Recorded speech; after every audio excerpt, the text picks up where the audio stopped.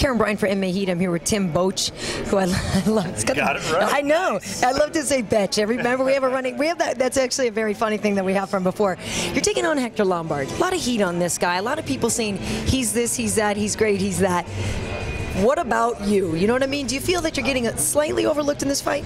Oh, absolutely, but that's okay by me. I don't mind flying under the radar and surprising a whole bunch of people.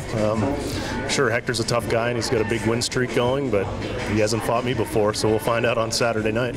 Yeah, everybody talks about Hector coming in here and being able to take a title shot right away, and yet, you know, you've been working a little longer.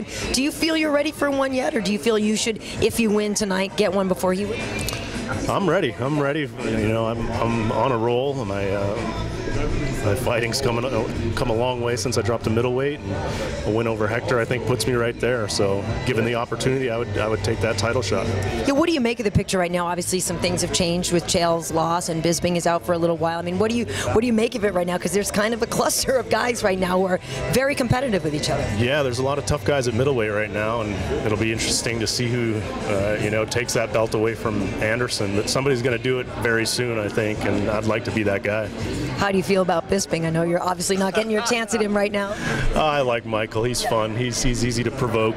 You know, I'm disappointed that his knee got hurt, and who knows? Maybe he didn't want to fight me, but you know, there's a lot of fight left in both our careers, so our paths will cross someday down the road. Well, I will say this: I was with him the day that he was getting all that news, and I truly do believe that he's disappointed, wanted to fight. I mean, I think you know, to me, he doesn't seem like he's ducking you. No, absolutely not. We're all professionals here, and we'll have our day. So let's talk about that. You mentioned your drop to middleweight. It was after the Phil Davis fight that you said changed things. So now you feel that you really hit your stride. I mean, what do you feel like you're doing better now than ever before? I'm just a better conditioned fighter, and everything technically is better at the lighter weight. So I'm just better all around and much more effective at this weight class. And I know I'm as competitive as anybody else out there, and I can take that belt from Anderson. And you can make the weight easy? It's not easy. No, there's nothing fun about making middleweight, but that's just part of the sacrifice. You suffer for a few days, get the weight off, and then enjoy fight night with a victory, hopefully.